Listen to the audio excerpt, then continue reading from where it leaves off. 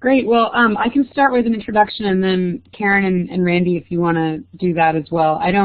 I'm new. I'm a new faculty member. I just started in February, and my name's Becca Bolas, and I'm taking over the practical experience from Karen. And so I'm really, really excited to be talking about this with you, because moving forward, I know having started that there's some confusion about the difference, which is why I'm psyched that we're talking about this. And then moving forward, would love feedback from students, both those that are starting to plan, and I saw that Rachel logged in, and so she'll be working on hers now to get feedback on the process. So hello, and it's nice to meet you all, and I'll turn it over to Karen and Randy to introduce themselves. Okay, I'll go. I'm Karen O'Rourke, and I have been the faculty for the practical experience for the last few years. And now that the program has grown to such a huge extent, I was doing it on a very part-time, one-day-a-week basis, and it's really kind of impossible to do that anymore. And I have several other hats that I wear besides the faculty hat. So I am happy to turn it over to Becca. Luckily, we're right across the hall from each other, our office, so we can work through all the issues and problems together. And I've learned a lot over the last few years and have had all kinds of different experiences, so we are happy to share some of those with you today. Hi, I'm Randy Schwartz. I'm an adjunct professor, and I've been working with the Capstone project for 2 years, maybe 4 or 5 years, and just to know Karen for a long time, and recently had the pleasure of meeting Becca, so we're happy to be on. And I think, I don't know if Karen, you were going to go into this, but historically these were way back, or one course, one project with a practicum and capstone all as part of one, but as the school grew and also got accredited, and you could, Karen was wholly instrumentally involved in that process. These are separate requirements, and we'll talk about how they can work in complement to each other or may differ. So with that, I'll turn it back to Becca. Yeah, Becca. Great. Okay, so you just met all of us. So Becca, I'm Becca, and I'm the new instructor for the practical experience. And like Karen said, she brings a lot of institutional knowledge into that. And then Randy is the capstone instructor. So the outline for the talk today, or the presentation, is that we're first going to give an overview to the Practicum, which is the overarching description. So the Practicum encompasses the practical experience in the capstone. And as part of that overview, we'll go over the prerequisites and course registration, because I've had a lot of questions about that just in starting. And then explain each of them independently, so explain the practical experience and then explain the capstone. And then lastly, give an example of a student that used their practical experience to inform their capstone, because that is also another area that seems to be confusing. And then at the end, we'll definitely want questions, so ask away at the end. So as I said before, the Practicum includes both the practical experience and the capstone. The practical experience and the capstone are worth 2 credits. And then traditionally, students take either the practical experience first or concurrently with the capstone. So that's just the traditional model. And the major prerequisite is that all of your other MPH coursework has to be done before you're eligible to register. That said, if it's not completed and you would like to enroll in the Practicum, maybe there's a really great internship or opportunity, then you can petition. And before you do that, the first thing that we would recommend is that you talk with your academic advisor about your course timeline and your completion plans, just to make sure that it just gives you an opportunity to talk through what you're thinking and to get some feedback on your plans. And something that's different that we're just changing now is that historically the petition was kind of a letter that the student wrote and the GPPH director approved it. Now we're slightly changing it so that it's a form that you fill out, and you still have to explain why you want to do your practicum early, what you want to do for your practicum, but it's a form instead of a letter. We're just trying to make it a little bit easier to do that. And so it'll be a part of the Practicum manual. And one note about that I want to say is I'm in the middle, or I'm towards the end of going through that and trying to streamline it a little bit to make it a little bit more user-friendly.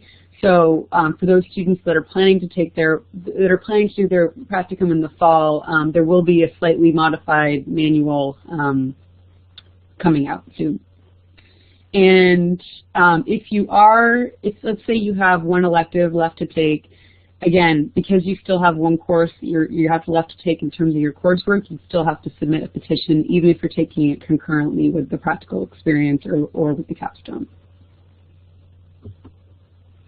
So registration for both 745 and 746 requires instructor approval. So either myself or Randy have to approve you to register. There aren't any waivers for either course. For 745, the requirements are, they're not, well, they're strict, I guess. I mean, in order for me to approve you to be registered, you have to identify and secure a site and a preceptor. So I'll talk about this in a minute, but that really means that your planning has to start the term before you actually plan to take it. And if your site and preceptor that you've identified are not already pre-approved, which you can find out through conversations with me, and I can certainly send you a list of sites and preceptors that are approved, then you'll have to email me the preceptor's contact information. I'll send them it's a approval form where basically they just tell me who they are, which organization they work for, do they have experience mentoring students, how will they involve you in the organization. And really the purpose of that is, on our end, we want to make sure that you're getting the best practical experience you can get. And I'm looking to see, for example, if your preceptor has an advanced degree, if they've thought of ways that they're planning to include you in the organization. So it's really just making sure that we're starting on the right foot in terms of who your preceptor is going to be. And then once your site and preceptor are approved, then you can be registered. So that's really the biggest thing, is that you have to secure your site and preceptor. And then the other component of that is identifying your goals and objectives. They don't need to be hammered out before the class starts. Your final one is due the week after the course starts, but really I need to see at least a draft before the course starts, just so everyone kind of we all have a sense, meaning you and me and your preceptor have a sense of what you're going to be working on. Randy, do you want to talk about 746 registration? Sure, and actually we're looking to put also some forms and approval processes better in place that both help the student as well as myself and the office to streamline it, make it a little more efficient. It's basically been a process over the last few semesters of touching base with the office. It's been common data, and then contacting me with the topic. And well, we may have a little email discussion about the topic, or we can talk in person. And Colin and I will go through the list of folks who are looking to get approved or ready to take the capstone, and all the topics that are approved. They'll get those students will get registered. And actually, the way it's working right now is there may be times where I will be in touch with Becca, and we may go through how the two courses relate for a particular student. So I'll be putting together capstone FAQs and a form that people will fill out and submit to the office that Colin and I will work with. Great, perfect, thank you. And then just to dovetail that, it is Colin, or I'll say that the GPPH program office is who will register you for the class. It's a question I get asked a lot. Registration happens a week before the class starts, and the reason for that is, again, I need to have your site and your preceptor approved, and I need to have seen a draft goal and objective. And as I'm giving the presentation, I realize that bullet is missing, but I do need to see at least a draft, again, just to make sure that whatever you're planning to do for your practicum is of a master's level quality and is sufficiently challenging and meets your goals and your preceptor's goals. So now we'll go into more specifically about the practical experience. So you as a student are responsible for securing your site, and this does take time. So as I said before, planning for this really does start in the term preceding when you plan to do it. I would say, so an email will go out to students hypothetically planning to do their practicum this fall, probably within the next couple weeks. And my advice to you really would be to start at least thinking about where you want to do your practicum, what do you want to get out of it earlier, because it does take time. I mean, you could send out a few different cover letters and hear back from some places, or you might not, and you don't want to be stressing at the end of the term right before the fall starts, because that's a lot to be juggling. It's a lot to be securing a site and then trying to figure out your goals and objectives. It's much better if you start it earlier. So in terms of pre-course preparation, what should be happening before so if you want to do it this fall, what should be happening basically this summer? The first is to read the manual, and like I said, the revision should be done by the end of this Friday, or by tomorrow then. And that will just be for the practical experience part, and the manual encompasses the whole practicum. So like Randy said, we are planning to add some more substance, more material to the capstone part, kind of in line with this presentation, so that when you get the manual, it really does cover the practical experience and the capstone and then them collectively under the practicum. And again, thinking too about what you want to get from your practical experience, because this really is a cool opportunity for you to apply what you've learned in class, maybe some different experiences that you've had throughout your coursework, but then also gives you a chance to apply skills that you may want to improve upon. So for example, I have a couple students that are enrolled right now that are doing data analysis because they want to get some more experience manipulating data. So you really can use it to learn new skills and then also apply ones that maybe you want to improve upon. Similarly, is there an organization you're excited about? There's a student doing her practicum this summer at the CDC. There are a couple doing it remotely because they are located in one place, really excited about another organization. So there really is some flexibility there. That said, while there are students doing theirs remotely, I would encourage you to, as much as possible, do it in person. There really is something to be said for being on site in an organization and seeing really how the public health organization is working, and give you a chance to be a part of that environment. So where it says provide your resume and cover letter, so when you start reaching out to organizations, I'm happy to look at your resume and your cover letter and to give you feedback, because I think that's really important. That said, I'm meeting with Career Services in early June about putting up some resources so that the website's being redone, and what we're hopeful to create is kind of a portal around the practicum, and part of that will be some resources related to developing a cover letter and a resume. So those will be there, but then again, I'm also happy to provide feedback before you start contacting organizations. But that really is the first step that happens, is you send out your resume and your cover letter, or maybe you have connections otherwise, and you reach out and you start kind of seeing what's available. And then certainly be in touch with me. I am happy to talk on the phone or by Skype to give you some, to help guide if there are any organizations that you're interested in. I might know people there, or any of the other faculty at SCPH might. Or if you're having a hard time finding a place, we certainly can brainstorm some other locations. So please keep in touch with me throughout the planning process.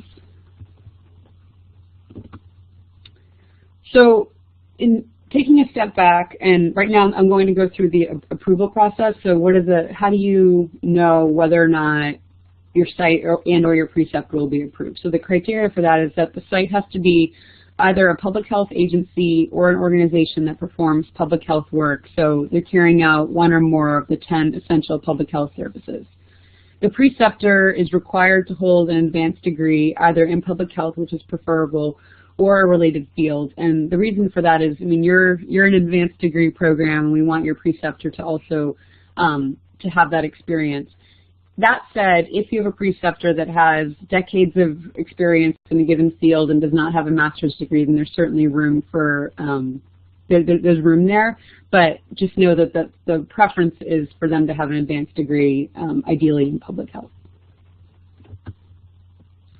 So for your project to be approved, and by that I mean what you want to do for your practical experience, it has to be a master's level, and related to that has to be sufficiently challenging, given that it's a master's level practical experience, and give you an opportunity to apply knowledge that you've gained from your classes, skills that you want to improve on, or ones that you don't have that you want to develop. That's really what this opportunity is. So that's what when I'm looking at your goals and objectives and at your idea for your practical experience, that's really what I'm looking for. Examples of what your project could be include assessing, evaluating, implementing, planning, developing materials. I mean, there's a whole, as you know, public health is broad, and so there's a lot of different avenues you can take. And so there really is a range. Really the things you want to think about are that, is this sufficiently challenging? Is this giving me a chance to learn new skills or develop some other ones? And is it at a master's level? And again, your project must, at a minimum, require 120 credit hours of time, or not credit hours, 120 hours of time. So when I'm looking at your goals and objectives, that's also in the back of my mind, is how long do I think this is going to take you to complete?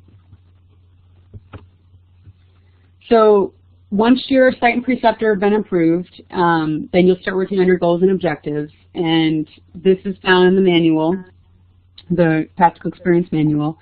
And this form is the one that, when I'm looking at your project, I'm thinking about, okay, is this realistic that this student can achieve this over the course of the term? Will it take about 120 hours, approximately? I want it to take 120 hours, but obviously there are things that can happen that might make it take a little longer. So the form this form serves as a contract between you and your preceptor and the site. You complete the form with input from your preceptor. So basically, you write the first draft and then share it with your preceptor and get feedback. And certainly, you can share it with me, and I'll give you feedback. But the ideal is that you work on it first, send it to your preceptor for feedback, and then you send it to me, and then I give you feedback. This can take definitely several iterations, which some of the students enrolled now know, just because it's a lot. I mean, you're coming up with a project kind of on your own, and yeah, with input from your preceptor, we're taking a really big, kind of ambiguous thing, and you have to now narrow it down into very specific tasks, and that's not easy. And so it can take a while to be able to do that and to make sure that you're specific enough that you can achieve things, but then broad enough that if something happens and you kind of have to take a different route, then that's possible too. Yeah. So, and then when you're developing your goals, your objectives, and your tasks, you want them to each support each other. So whatever your tasks are, those obviously need to support whatever your objective is, and your objective then has to support your goal. And as you can see here, the last bullet, submit a draft prior to the beginning of the course. The reason for that is, again, so I can look at it and make sure that it meets all the criteria I was just talking about, so master's level, challenging, giving you a chance to apply your knowledge or build upon its skills. So I want to be able to know that that's what you're doing, to give you enough time, if there are changes, to make them before the course starts, and then also to make sure that then when the course actually does start, that you're ready to hit the ground running and we're not still trying to make sure that everything is lining up. So ideally those are pretty fleshed out before the class starts.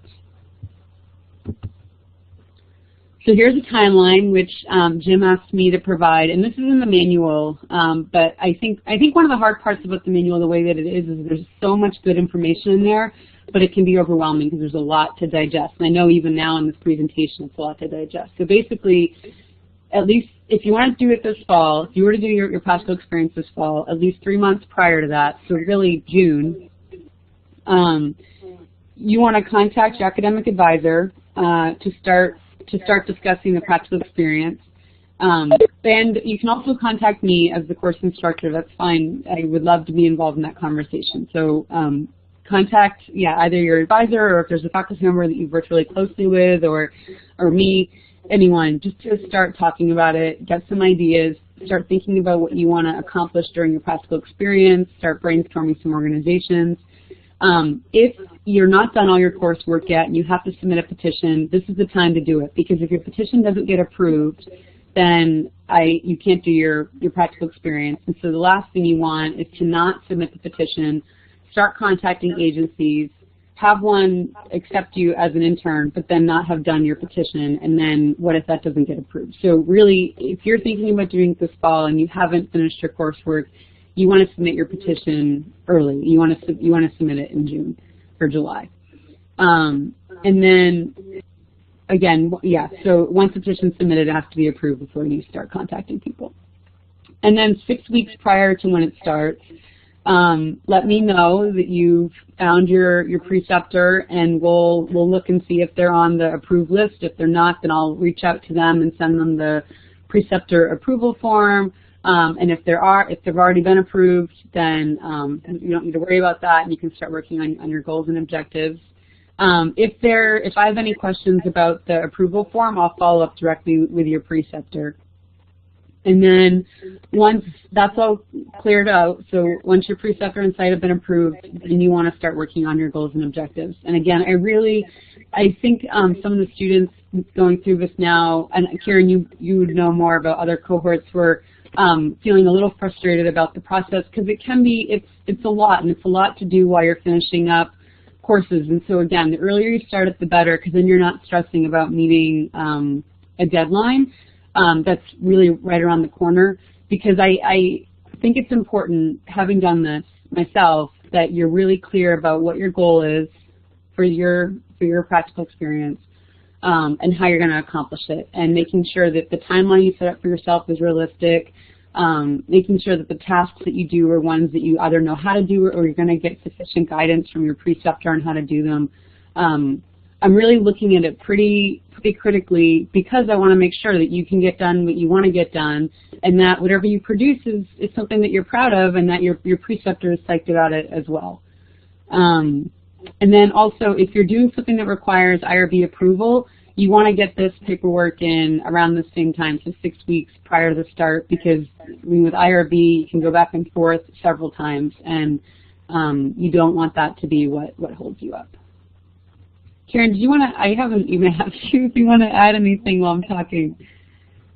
No, I just want to say one thing, that last thing that you talked about, is that I found that the projects that were the least successful, where the students were more disappointed in how they turned out, were when they were done at the last minute. It was a last minute, pulled together practical experience, and the project wasn't well thought out, and 120 hours goes very quickly, and they're just, struggling to figure out what exactly they're trying to do. So the more time that you take to do, as Becca said, to figure out what you're doing, get your goals and objectives really down clear, so all expectations are very clear, you have a much more successful experience. Great, thank you. See, I don't have necessarily all that experience to say it. I just have my own experience, so that's great. Oh, did I do that? Sorry. Okay. Okay, so then at least 1 month. So I just gave you 6 weeks, so then at least 1 month prior to when it's going to start. Please email me your draft goals and objectives. Again, so right now there's about 20 students doing their practical experience at one time. This fall, I think Colin was estimating between 30 and 40, probably around 35.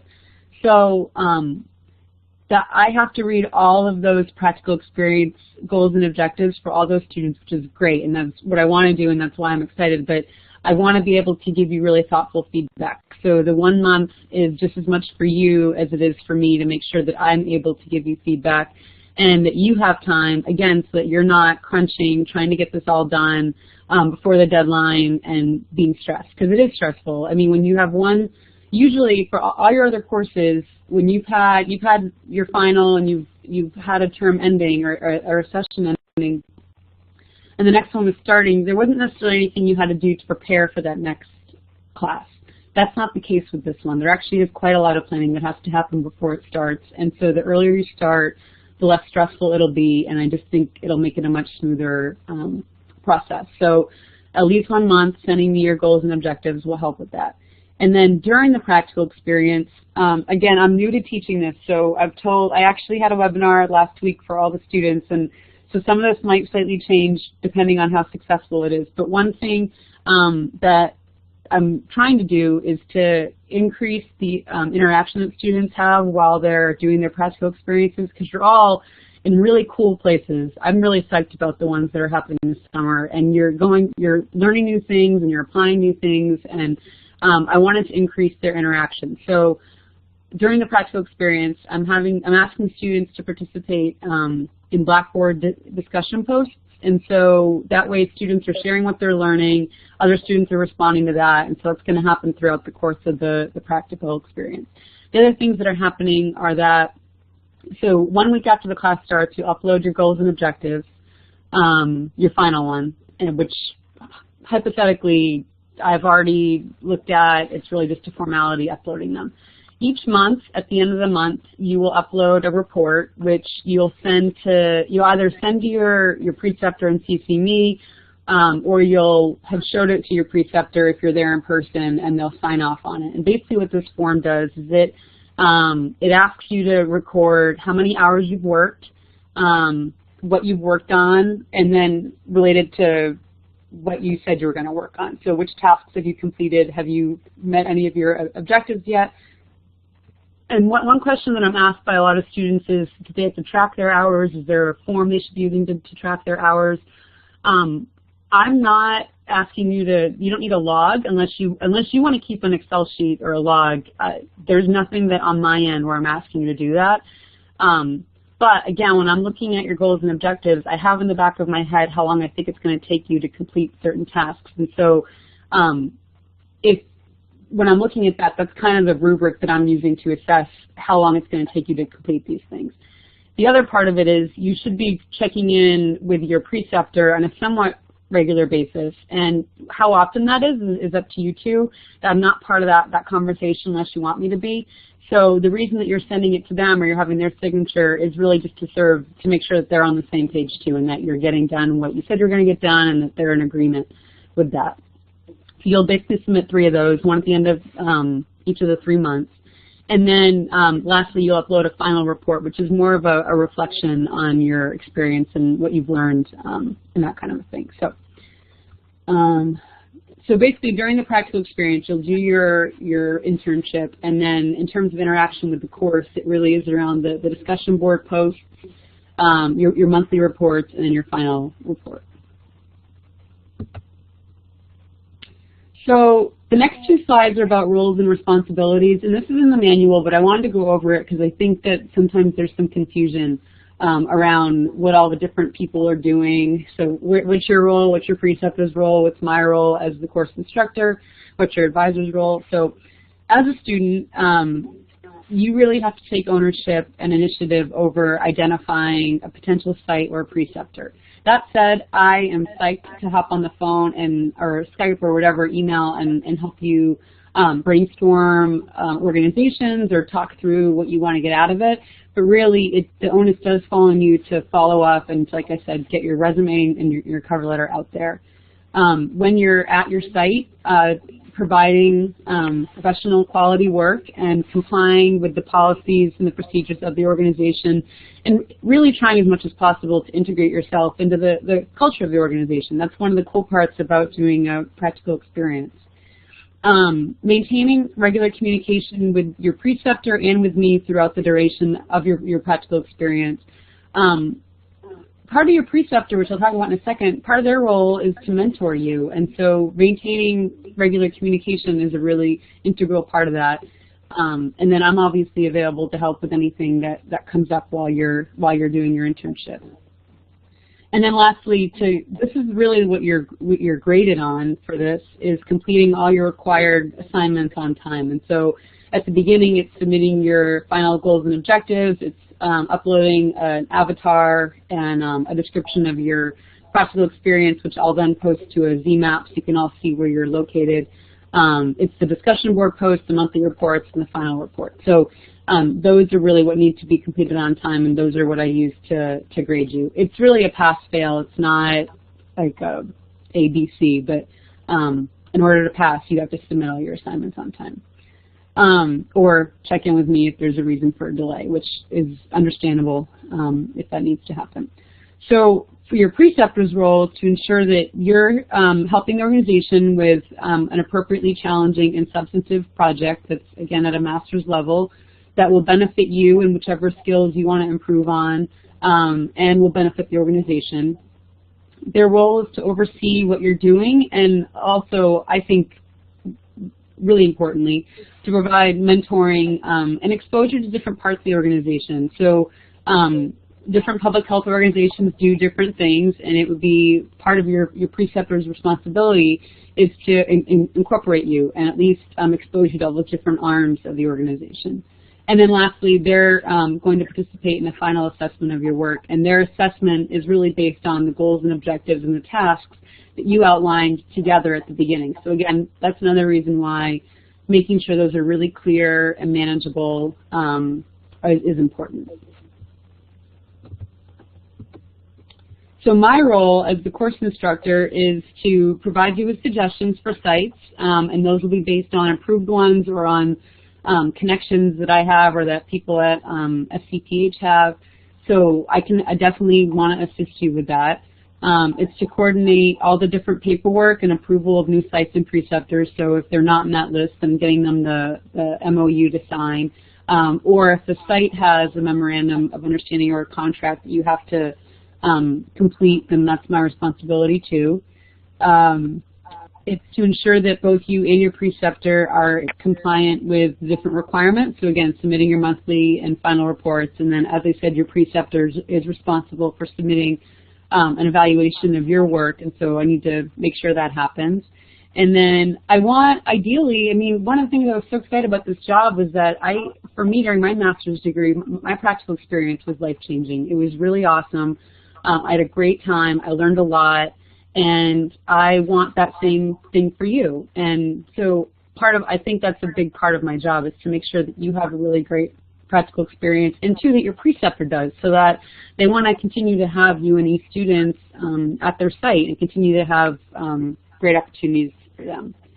And then lastly, your academic advisor's role in this is to assist you in the beginning, at least, with planning for your practical experience. And again, going over your course plan development and your graduation timeline. Karen, do you want to talk about these examples? And anything else that I forgot again to ask you about? Yeah, no, you did great. You did good. Let me just give you a few specific examples of over the years that people have done. And you know, there's so many opportunities, and every session, it was always surprised that, wow, I can't even believe they're doing that. That's so great. So there's been so many great opportunities and projects. So let me just go through a couple of them. So if you're looking, this one is the Public Health District Coordinating Council, which is basically state government in Maine is divided into districts. One of the districts that council, which includes all the public health people from the county, we're looking at data on STDs, and we're shocked at, what seems to be an increasing rate of STDs. And so it was a perfect opportunity for a student to come in, look at the data, and then work with a committee, make some team-forming interviews, talking to people who have worked with different populations around STDs, and really come up with some do some analysis of that and come up with some explanations and some potential solutions to bring down the rate. So it was a great project. They had a great time. Another student after the H1N1 epidemic in Maine, where they were trying to do all these flu clinics all over the place, a student came in afterwards and sort of put together a process for implementing a community and school flu vaccine clinics, which is basically a manual for how do you do this. And so they looked at all the data, talked to a bunch of people about what happened, and made some recommendations. So it was very useful. A county health department in another state, they had a lead prevention effort that was really stalled, and they were not meeting their numbers. And so somebody went in and sort of started to work with community partners, connecting them up who didn't know about this program, which of course screening children for lead is really a critical program, and really sort of helped jumpstart that program. Somebody worked with Planned Parenthood doing research on opposition messaging for Planned Parenthood. So really, if you're interested in policy, it was a great opportunity to really examine policy and look at how things are viewed and shaped, and really worked with the agency on that. Someone worked with the state health department on policies and practices impacting the disability community. Once again, really able at that level to look at policies and compare what's going on around the country and making some recommendations for best practices. On the next slide, community health centers. Using, one of the nice things about electronic medical records is that you can get some really interesting data, and so the student looking at the patient population, looking at what the most common issues were within that population, and then helping to design some community outreach and interventions to help reduce the rate and identify those risk factors and reduce them.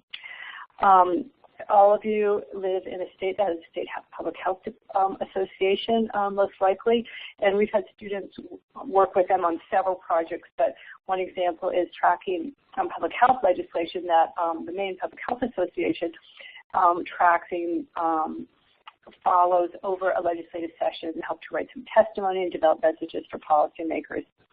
At a local health department, we've had, actually a local health department I think is one of the best places to start if you're thinking about where do I even start.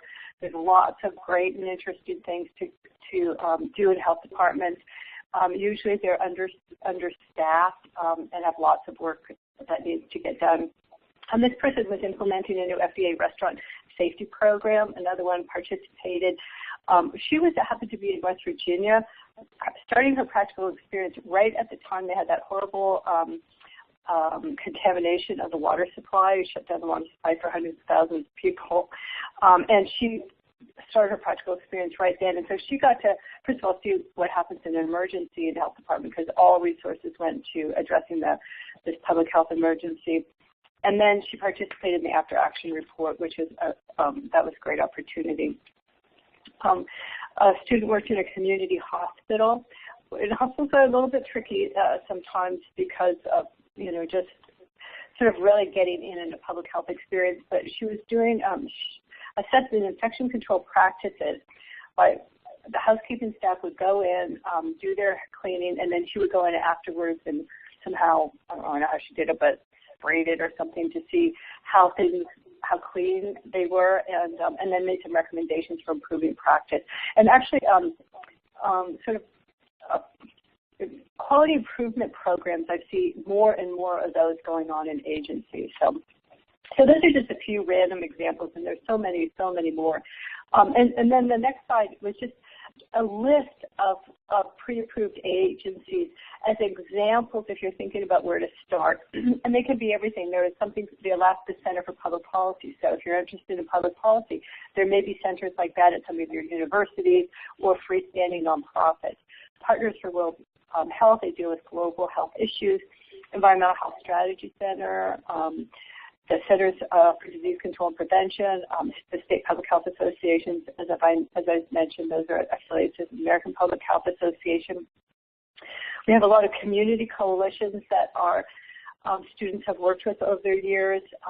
In Maine, they call Healthy Day Partnerships or Community Health Councils or Institute for Family Health. All of those are community coalitions that often have projects that can work on.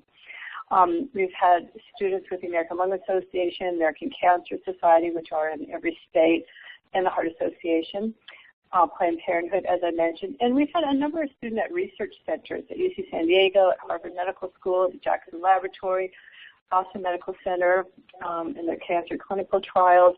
And just recently, a student did some research at the U.S. Army Aero Medical Research Laboratory.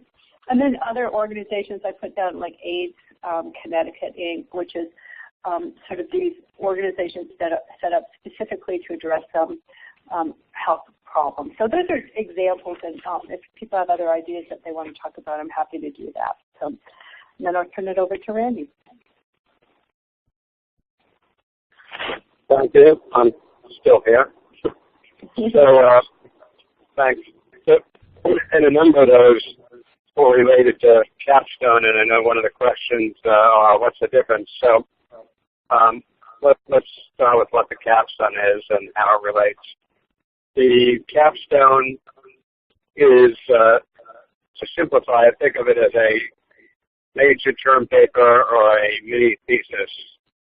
And it is a comprehensive review of a public health issue or topic or strategy that takes into account all the appropriate and relevant coursework that you've done in the program at UNE, as well as other experiences.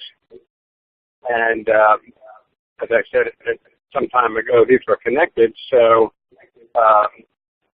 once in a while you get a student, for example, who may have done something overseas, but was not going to be there to see it implemented. And so we had to talk about what would the hypothetical aspects of that be if you were there, which helped also inform where it is now, because these are two separate courses. They may be related or may not. So we'll get to one example later, but thinking of some of the, for example, some of the projects Karen just talked about, the West Virginia water contamination, the Capstone related, it really got into quite a bit, both about water contamination, but also community engagement and risk communication, which is an important area of public health, particularly around environmental health threats. So if it's related to the practicum, it cannot be the same. It cannot be a repeat, redundant, duplicate of what the practicum is. So if somebody did a project that put together a manual on for providers on implementing screening in a health center, that the capstone could be all about what are some of the barriers and facilitators of screening in certain populations and community health centers in a rural health setting or whatever. But it has to be a more expansive and comprehensive view of a topic that was used in the practicum. So they can be related, and that may make it easier, but it cannot be one and the same. So you can't just be basically submitting the same paper you did if you had to do some background research for the practicum, and that's where Becca and I come into contact sometimes as well, and kind of sorting that out. But in order to make the topic sometimes a little easier or more fruitful for the students, they can be related, and we'll work with you on that. The key there is a more expansive and comprehensive view.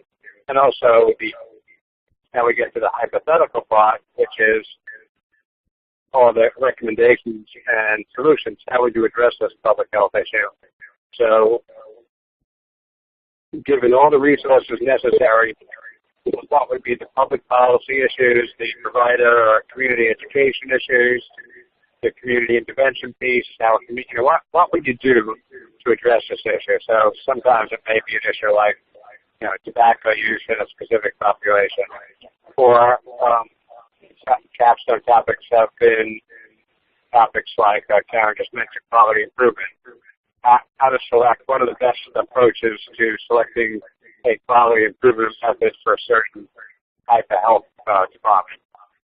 So this person really went deep into quality improvement method strategy.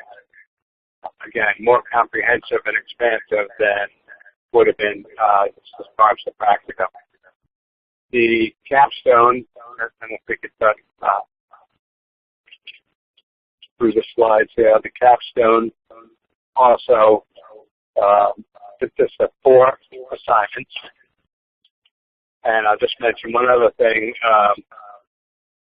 Sometimes we have people who are medical students or have other clinical background. It's really critical that one remembers that this is a public health capstone. So if the topic may seem too clinical, we'll be talking about that and look at what are the public health aspects of it. And sometimes there are definitely public health aspects. Several years ago, someone did something on the health issues that are caused by overuse of radiation-based medical testing.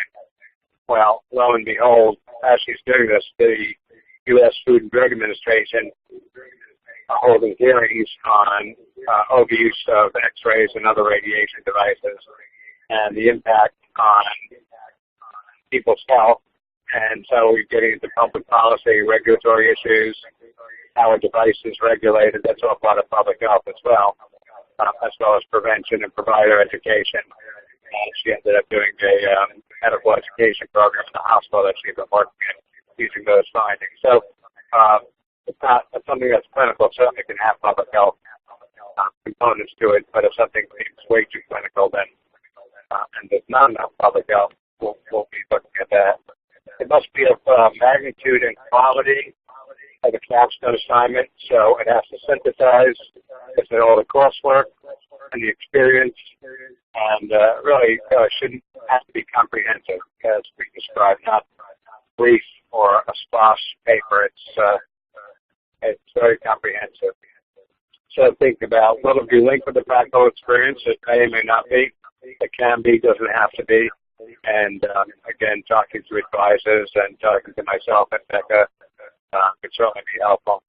It needs to also link to the 10 essential public health services, and that's part of the assignment. How does it link? And that may help guide, is it too clinical or is it appropriate for capstone? Returning to the project description, there's 5 assignments, and they're pretty straightforward. The first is basically about a 1-page proposal. What is the topic? What's the public health issue? And what some aspects of ways to address it, how you're going to scope out this paper. The next is a little more in-depth. Assignment 2 takes a look at that topic, the proposal, after we've agreed upon it, and then gets into how does it relate to the 10 essential public health services, how does it relate to healthy people, healthy Maine, or whatever state someone may be relating to, working in, or residing in. And a little more on where you go. And the first 2 assignments are pretty brief, not too long. So a page for the first one and maybe 3 to 4 for the second at that. Then comes the literature review. What is the background regarding this topic? And it has to be comprehensive and also include complementary or corollary topics. So as an example that I've used, if someone is doing a capstone on what are the community-based interventions for cervical cancer in a rural North Carolina Hispanic population. You may be doing a literature review that includes community-based cervical cancer interventions and why is cervical cancer the epi, the data, why is it a public health issue, a little bit about minority health or Hispanic health in specific, as well as rural health, and community engagement around cancer issues. So a literature review is not just going to be taking in cervical cancer. In that case, it'll be taking in the population you work with, the setting, some of the other strategies, and should be fairly comprehensive. Then basically assignment 2 and 3 are put together, and then assignment to make part of assignment 4, which then extends that to, so what do we do about this?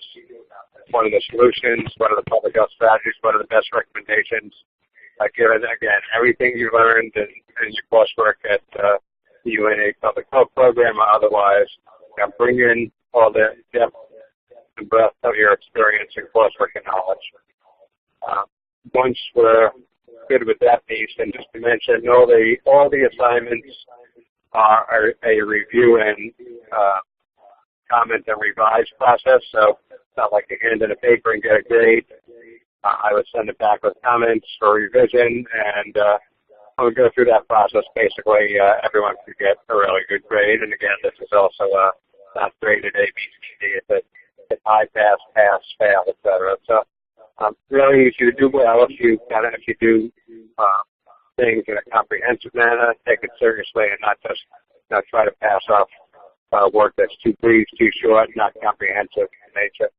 And then the final presentation is a PowerPoint with a web-based presentation. And again, as Karen mentioned, the program's growing, so we start to get people in many time zones and even in some different countries. So that logistic is something I'm sure we'll start to need to work out more. But that's how the project works with Capstone. Again, it's comprehensive. Think of it as the major comprehensive term paper for a small thesis. I say small. Usually theses are pretty long. It could be 85 or 100, 120 pages, but we don't go that far. Average length maybe 20 to 30 pages for the final project. The literature review could be 10 to 20. The timeline, just make sure that it's all well spaced out. Otherwise, it's very easy to do well. You can even get started on future assignments. You know, once the topic's approved, no reason not to get going on the literature review and be thinking about that. So, turning to the next piece, the example, practical experience in Capstone. The practical experience can help inform the Capstone. Again, we're all for making it complementary and students taking the topic and doing an expanded piece for the Capstone on it. It's generally explored in a more global way than done for the practical experience. So again, not just exactly what you do for the practical, but a really good public health review and treatment of a topic. The work for the practical experience is determined by the agency, the student, with SECA, and that triad. The work for the Capstone is the student and myself, and I'll certainly work with any advisors that may have some input on that as well. So following that, we put together some slides on, as an example of a student who did the practical experience at an agency on the topic of access to health care for children and low-income populations, and then based the Capstone on that. So, Karen, are you going to go through that part? Yeah, I'll just briefly start with the practical experience, and you can talk about the Capstone. So his practical experience was very specific in terms of what the agency wanted from him and needed from him. It was a legislative session. They were talking about Medicaid expansion. So he went in there, and then they needed someone to do some research on what are the barriers to accessing state health insurance programs, Medicaid, and then do an analysis of specifically main barriers and trends, and then compare what we do to the state and other regions, and then provide the agency with some comprehensive report of the findings. Then he had to go and present this to state officials, which was part he enjoyed it probably the most, where they liked what he had done, and so he was able to tell them what he found out, what his findings were. And then he had to create an executive summary for the agency of his findings so that they could use that for policymakers and for their future legislative efforts. So very, very specific. And then, Randy, you can just talk about what he did in his Capstone. Sure. Well, he basically took that topic and did pretty much what I just explained, did a way more expansive view, looking at specific populations, strategies for the expansion of insurance coverage, barriers, consumers' access, and then looked at very specific populations of, as we just mentioned, children and low-income populations. Looked at, so it wasn't just the practical piece, it was the literature piece, looking at what's the history of this, what are some of the other issues in other states, what does the literature tell us about how the barriers were removed or facilitated, and then what's the impact on coverage, and then he did a really good job, and then linking that all to how does that impact health. So if you're following healthcare reform, a big issue is the connection between access to insurance coverage and what it means for personal and public health. And he really kind of came back around and closed the loop with that part of the topic. So very much able to relate the two, but did a way more expansive piece to the Capstone. So if thought out, it could really work out very well for somebody. Great. So I think that we could probably just do questions now, right? Yeah, yep, that's the end of our presentation. On this last slide, here's our contact information. So, yeah, we would love questions.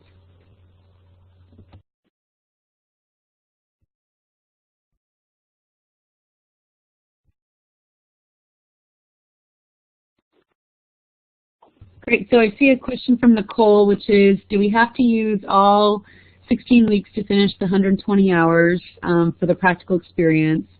And then if not, how would we be graded on weekly, monthly posts on Blackboard? That's a really great question.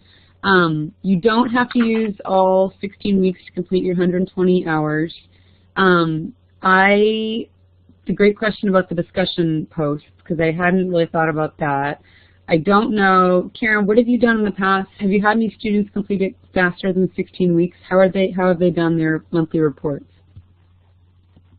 Yeah, so we have had examples. We have several teachers who are, who teach it, so they have the summer off, and so they do their practical experience in the summer, like just over like a June or July. And so basically the way the monthly reports are monthly until you're done your 120 hours.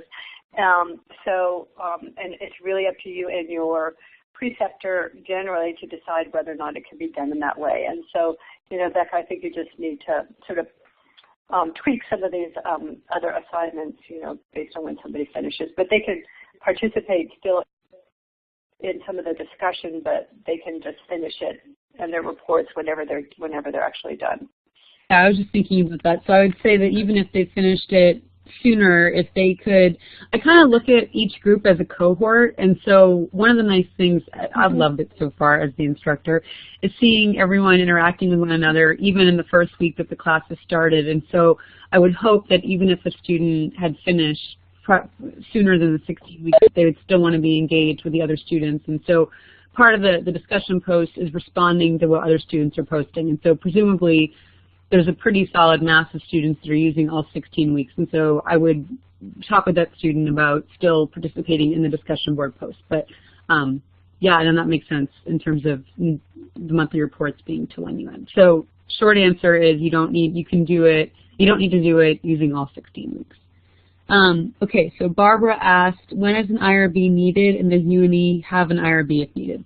So UNE does have an IRB, and the IRB approval is needed prior to the start of the practical experience. So you can't, if you need an IRB, meaning if you're conducting research for your practical experience, if you have access to identifiable information for the participants, basically, yeah, I mean, it's basically if you're conducting research, you'll need IRB approval, and you need that before you can start doing your practical experience. Yeah, let me just add to that is our IRB, they're pretty, they like anything that even has a hint of, anyway, you may be asked to do an exemption form, and it's a really great experience, and you should probably do it. But they're a little bit more aggressive things that I don't think are research. It doesn't matter to them. They determine that. And so I think that we've had to do more IRB exemption forms than I would have thought. But they look at it and make that decision. So it's not really our decision on that one. Yeah, I would also say for the capstone, we advise not doing primary data collections this is one of the important reasons, for all the things that could happen to create snafus to research, as well as the time length to get approval and things like that. So secondary data analysis, more qualitative work, maybe part of it, but looking at having to go through primary data collection. When I say qualitative, it may be key informant interviews, talking to a few people who work in the field, but not when you need to go through approval processes and really set up a research design for primary collection, because we do want to guard against running up to the end of your time and not being done. Great. And then Jim asked, will UNE provide any funding if statistical software is needed for the capstone or the practical experience? That's a great question, Jim. We've actually been talking a lot about that. As of right now, the answer is no, but that's very much on our radar. And yeah, just know that it's on our radar. And if it's a situation that you come across where you need funding to purchase software, that's something we can explore. But that is something that we're talking about right now, is funding for statistical software.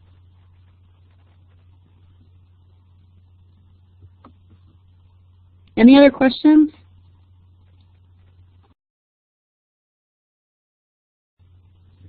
Great question. So do you have examples of previous students' capstones that are published on the UNE website, just to provide a perspective for new students? One thing that is pretty cool, I think, so they're redoing the website, which is cool thing number one. And cool thing number two is that part of that are short videos from previous students that are sharing their practical experience and their capstone. So new students or potential students can see what some of those projects look like. That said, we certainly could look into posting like full-length presentations or papers. I don't know. We could explore other media for that. But right now, the way that it is, right now in this first stage of trying to share more information, they're just relatively short videos around that.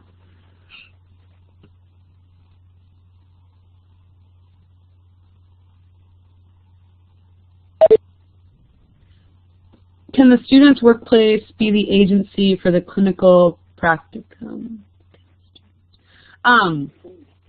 It can.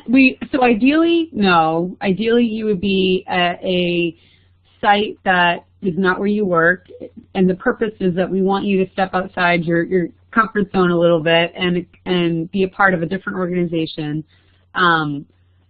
That said, there are some exceptions made, but so the ideal is no. It's not your same location. However, if you want to, yeah. So yeah, I go, just want Karen. to add that's actually an accreditation requirement, so that you don't use your workplace as your, and Becca will talk about the exceptions to that, but that is an accreditation requirement. So we didn't just make that up. Just want you to know that. So the one exception I was going to give was that I know it's that as part of your training, there's not a lot of data analysis, hands-on data analysis, and that is an important public health skill. And so one of the students is doing her practicum with data. I mean, she's doing data analysis. She's learning how to do data analysis. So it's a completely different skill set than what she has. It's nothing that she received in her training. It is using data from her organization. So it's completely outside of her day-to-day job. It's completely in line with public health skills. And the data, though, is from her organization. So there are exceptions, but as Karen said, obviously the ideal then is that it's not, because we need it for accreditation. Okay, sorry. I'm going to go back up. All these questions coming in. Or if you have a large, if you're in a large organization, too, that has many different pieces to it. So we've had people, that they're in this part. Like if you work for a state health department, for example, and you're doing environmental health, and then you go and do something totally different, like work with people on infectious control or something, those are possibilities too, and it's totally, as Becca said, outside of your normal work or your environment. Great, thank you. Have any past practical capstone projects gone on to be published, and have any led to employment for students? Karen, can you speak, and actually both of you, can you speak to that, because I actually don't know. Yeah. We actually have had several students who have gone on to be employed by their practical experience agency. So in Maine, several in Maine, last session. Which is fun, because then I get to see, often I see these students in my other work that I do at different meetings and stuff. So that has happened quite often. And usually it's when, and this goes back to something that Becca said earlier, and I totally agree about this, is that the more time you can spend in an agency, the more likely it is that something like that will happen. These people spend time in the agency. Both of them, I think several of them spent more than their 120 hours with them, and it did lead to a job. So that did happen. In terms of publishing, I'm not aware of any of this. One student on the last session, she will be listed as a co-author in some research that's being done, but I am not aware. And I don't know, Randy, if anything that you've seen. Not that I'm aware of, although some of them certainly could have been published with a little extra revision. So some are pretty close. To be published, things do need to be in the shape for publication and of a type of work that particular journal may be interested in. And we did have Janelle, for example, who gave a paper, she made a poster. She was accepted to do a poster at the Infectious Disease Conference from the work that she did in her practical experience, and also at Maine Public Health Association she presented. So there are things like that that have happened. Great. Okay, so can we go and do our practicum in an international organization if we pay for our own expense? Absolutely. So there is a student right now, and I know there have been students in the past that have gone to Ghana to do their practical experience. I don't know, right now that's the only one I have that's abroad. Karen, were there any other places that people went abroad? We did have one student who was working with an NGO in Nicaragua, so that happened. So yeah, those definitely do happen, and it is very possible. I mean, that's where I did mine. I did mine at the World Health Organization, and it was awesome. So I would totally encourage you to go abroad if it fits with your life. Okay. Can the focus of the capstone be on global health leadership issues? As I have an interest in this area. What do you think, Randy? Yeah, but I would, I would just work with a student to narrow the focus, probably something a little more specific. But certainly in the public health administration course, we talk about leadership, and there's a global health course, so it fits. But I think we would need to talk it through a little bit. During our capstone project, how much time can we expect to miss in our full-time job? Did you mean your practical experience, or did you mean capstone? And the practical. In the capstone, it's writing a paper. So yeah. So if you're missing your full-time job, that's your choice. So Eleanor, for the practical experience. Oh, hi, you're here. Great. Just going to say the practical experience is about 7 hours. It turns out to be about 7 hours a week.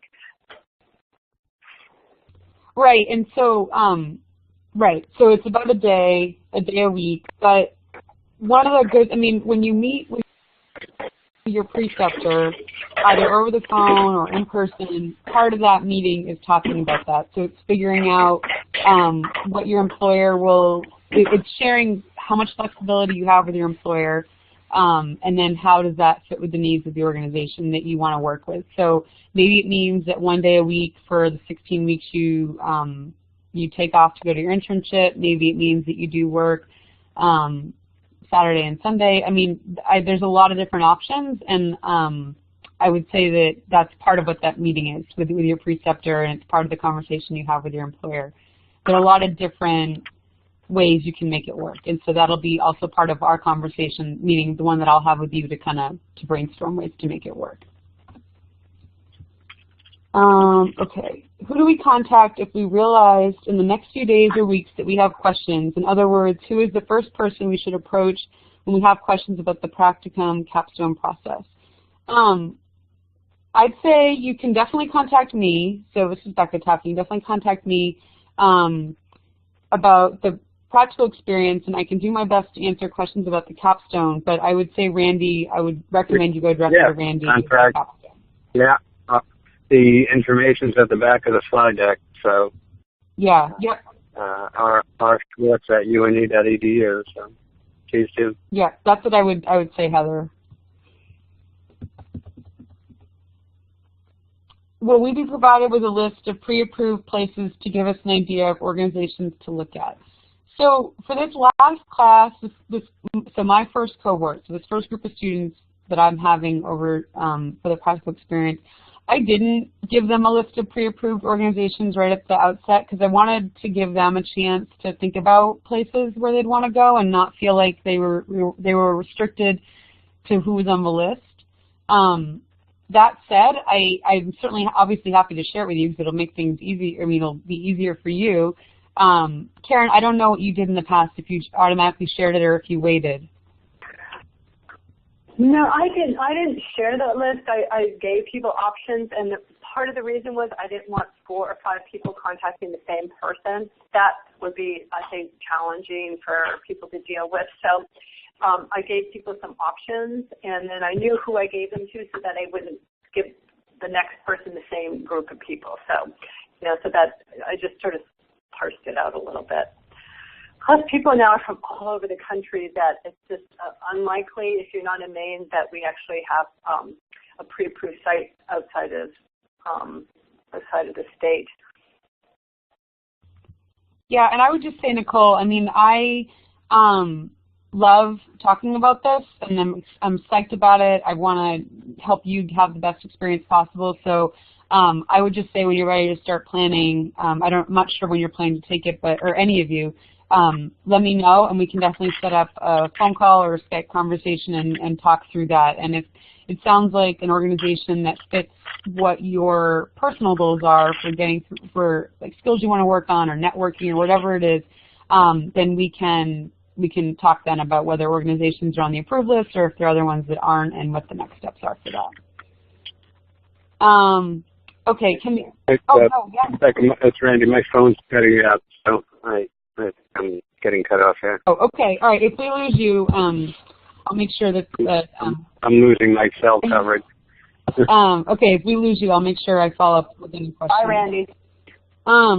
Can the organization for the Practicum or Capstone be a public health school that is part of the university? I'm asking this question because academic institutions have a major role in promoting and advancing the agenda of public health. Most definitely, absolutely, yeah, yep. Any university that's working in a public health capacity is an approved, would be considered an approved agency, and then I'd want to know who your preceptor was again, going through all those questions. But yeah, yep. Yeah, definitely. We actually have three students right now working with faculty at UNE. So yeah.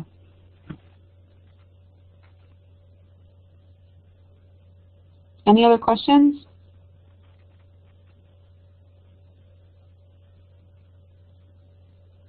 Okay, I'm going to assume no.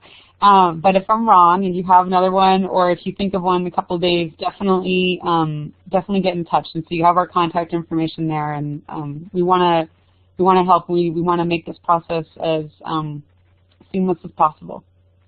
So thank you all. Oh, Becca, Randy, and Karen, I really want to thank you for taking time out of your Thursday night to do this. This was really great. I'm super excited about this. Do you guys have anything else?